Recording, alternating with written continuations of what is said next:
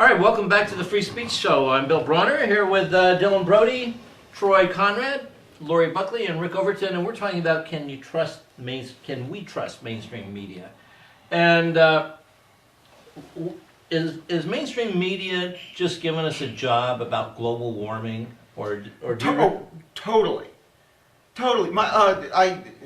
Miles O'Brien, 3 months ago, and understand there has been no peer-reviewed report that disputes global warming.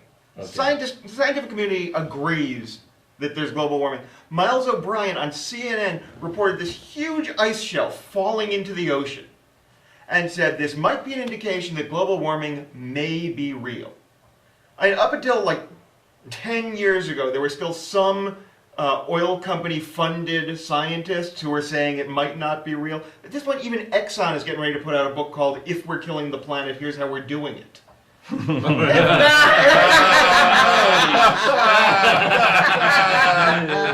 warming. But Miles O'Brien saying, well, it could be an indication. Yes, they're feeding us a job on that. Yeah, I'm starting to suspect there may be global warming as you're swimming in your home in Miami. Yeah, exactly right. Yes, the mainstream media bought into right-wing propaganda, and even after the right wing gave up on it, they continued to spew it out because it's what they're used to saying. Well, see, and my fear is that we're spending all this time finding out about Anna Nicole Smith, and even worrying about the war. I mean, if the world's going to be over in 40 years, what does it matter that we kill a few hundred Iraqis? I think it's dangerous to think that the world is going to be over. I think they want us to think the world is going to be over in 40 years. Right. They can gut the Social Security plan if everybody's retirement plan is Armageddon. Yeah, you don't have to worry about the Medicare because Jesus will be here. Yeah, exactly. The guys that are pushing Armageddon the hardest and getting the people to do all their dirtiest work, those people sure aren't acting like there's going to be any accounting That's right. for their actions. I think Jesus is going to give them a free ride. Yeah, this is not like a mafia guy going to confessional here, but I think the global warming is like just another word for Jesus is coming. It's just another right-wing tool in the sense of putting us back into fear mode and traumatizing us, and because we're not even bothered by war, killing thousands of people, men, women, and children, 3,000 civilians a month in Iraq, that doesn't bother us. Global warming, okay for a little while, but however we think we're going to act on it, that is another whole mechanism because it's all about the sponsorship, all about the money, and those are very controlling issues that keep us from actually communicating with each other because they're paying for the stage, and we can't get our information on it. Well, I think that we're just seeing kind of like when these reports come out that have been edited by the Bush administration officials, I call it lowball warming because they're saying that no, there's really not that much. Like if you watch the movie Jesus Camp, there's a kid in there where his mom is homeschooling him, saying, "All right, now what does it say in your son?" I'm sure there's in the script there'd be a parenthesis. What does it say in your science book today about global? And he goes, well, that global warming is not a problem because the temperature is only increased on the Earth by 0.7%. Like that's the thing. I'm like, okay, did mom not tell him that was just today?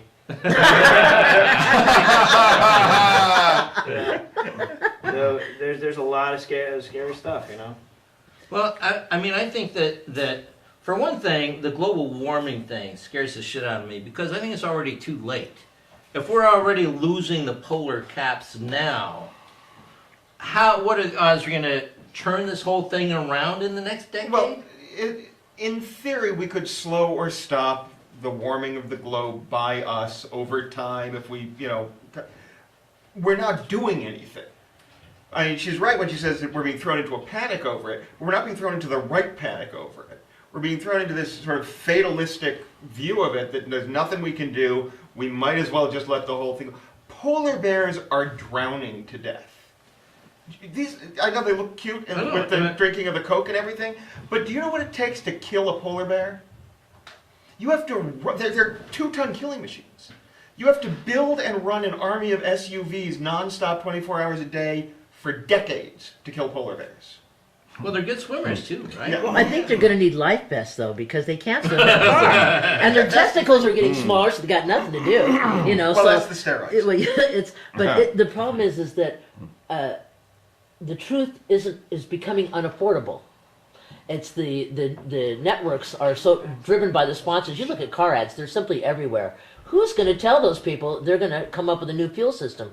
It's so they're resisting to such a point you can't see any solution coming. So I said it's so expensive to tell the news. I go, I can't afford not to talk about it. They can't afford to talk about it. What are we going to do? But I was just saying we need cars that run on polar bears. That way, it just keeps on going. But I mean, in some ways, and I don't know what this has to do with mainstream media, but it seems like just when man thought they had it figured out, and we became too successful. I mean, it's like the peak of the dinosaurs, and they probably had no idea that, oh, it's all going to be over in 6 years or whatever. Right. And that's where we are. We're at this point where the planet was never designed to support 5 billion people or 6 billion people. Well, Bill Hicks said we're a virus with shoes. Yeah. And I'm fairly sure he's right on that. You know, we talk about global warming. No, the planet is running a fever.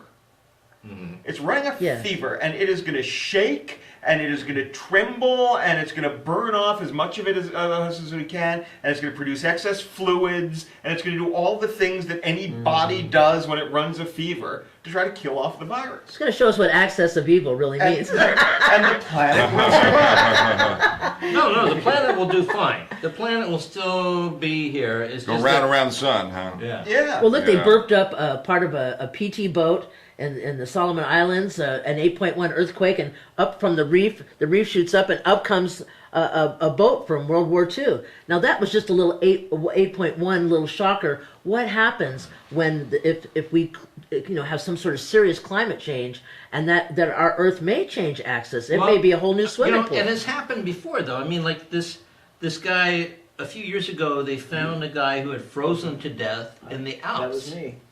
You remember that? And they found him because the glacier was melting away. So evidently, when this guy was frozen to death in the Alps, it was a much warmer climate then.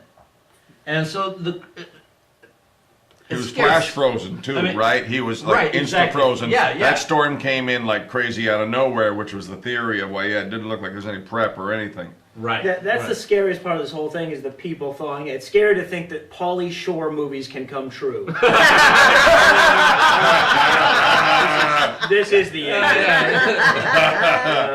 You know, everywhere, somewhere on Earth, it's Armageddon every split second. Mm-hmm. There's the jets, the copters, the rockets are coming in, the flood is rising. Armageddon to them, it's all perspective, you know. Right. People keep reseeding and reloading every time a culture, you know, and the Bush is like our depopulist president. He really is. Well, Look let's at get- Katrina. Look at let's the- go He's back here to to bring our mainstream numbers media. down. Is there anybody? Should we trust? I mean, is there anyone that we can trust in mainstream media? Is it Olbermann. Olbermann. Bill Maher's. Bill Maher's not really mainstream media. These are the comedy guys. I mean, out I of every... don't trust Bill Maher. Because he claims to be a libertarian, but he's actually just a Republican who likes to smoke dope. Ah, Well, that No, makes him tolerable. See? But no, he's totally against this war, and he has been from day one. But so are many Republicans at this point. But yeah. Yeah. But the real discussions, see, we're not having any place where we can have the real discussions. We're searching through, looking for the people to tell us something. And like I read the LA Times, there's a lot of information in there. It's hard news to read because it's telling us how screwed up we are. And I literally can read between the lines. You give me a paragraph of anything anybody ever said to you or ever wrote to you, and I can tell you right now who's the winner, who's the loser, and who's the sponsor.